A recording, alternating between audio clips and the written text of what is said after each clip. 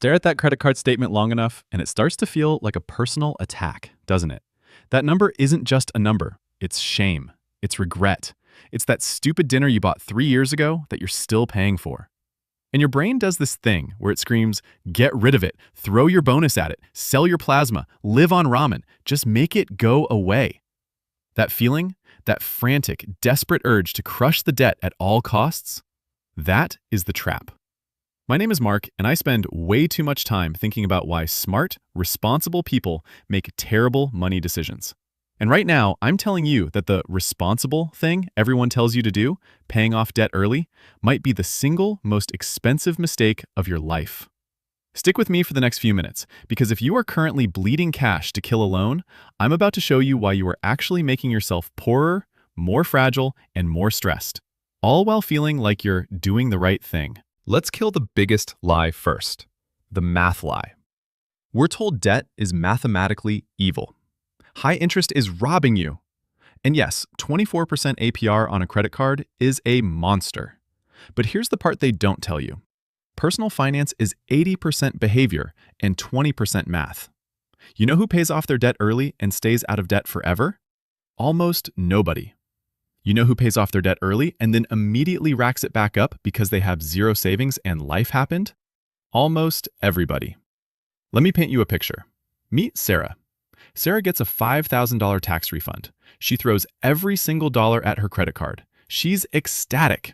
Her balance drops from $6,000 to $1,000. She feels free. 2 weeks later, her car blows a tire and her dog gets sick.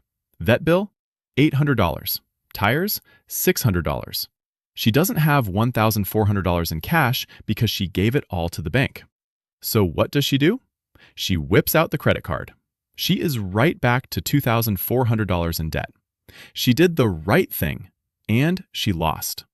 If she had put $2,000 on the card and kept $3,000 in cash, she would be at $4,000 debt, paid less interest overall on that portion, and she wouldn't have needed to borrow new money at that sky-high rate to fix her car. You are so terrified of the existing interest that you are walking around completely uninsured against the future. You are trading a known cost, interest, for an unknown catastrophe, bankruptcy. That is not smart. That is gambling. The liquidity trap, or why cash is king. Let's get real about cash. Having cash in the bank is not lazy money. It is your get-out-of-jail-free card. It is your breathing room. When you aggressively overpay your debt, you are taking a liquid asset, your paycheck, and turning it into an illiquid one, a lower balance. You can't eat a lower balance. You can't put a lower balance in your gas tank. Here's a hard truth. A paid-off credit card is useless if you lose your job and have no food. We learned this during the pandemic. People who were debt-free but had no emergency fund were absolutely destroyed when the economy shut down. They had to put groceries on new cards. They took out predatory loans. They wiped out every gain they made. The person who kept $10,000 in savings and paid minimums on their debt, they survived. They ate. They paid their mortgage. They had options. Options are worth more than interest saved, period. The shame tax. All right, let's get psychological, because this is where it gets ugly. Why do you really want to pay off the debt? Is it because it's a smart financial move? Or is it because you feel ashamed? You hate seeing that number. It reminds you of a time you were stupid. It reminds you of a vacation you couldn't afford. It feels like a scarlet letter. So you want to punish yourself. You want to sacrifice.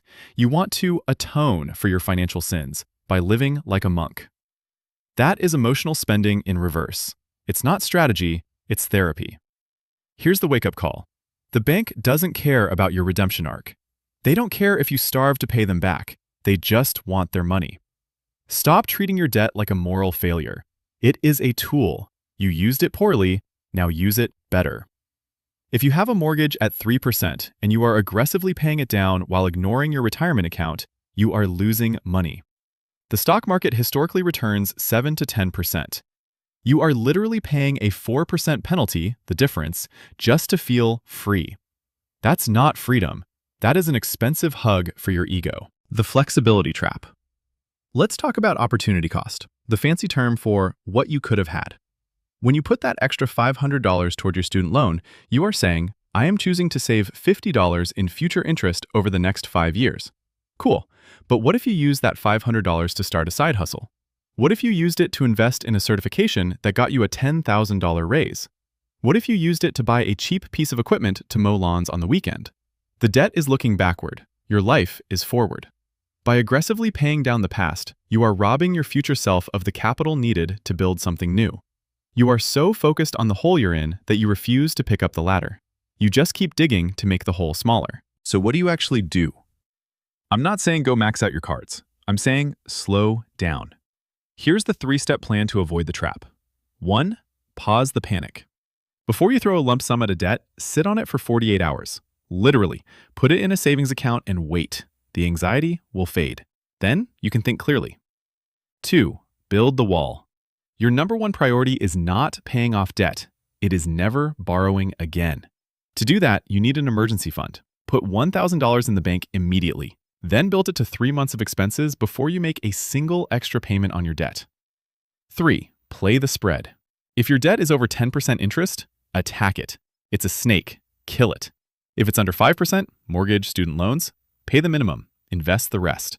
Let your money work for you instead of just dying for the past. Look, I know how heavy the weight of debt feels. I know the urge to just be done. I've felt it.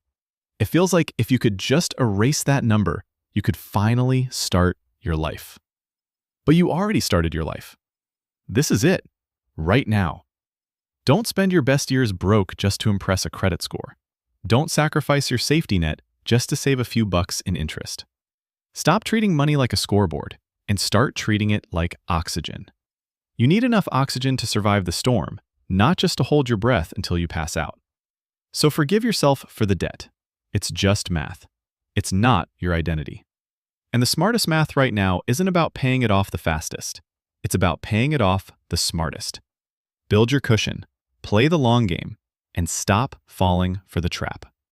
I'm Mark, and I think about this stuff so you don't have to. I'll see you in the next one.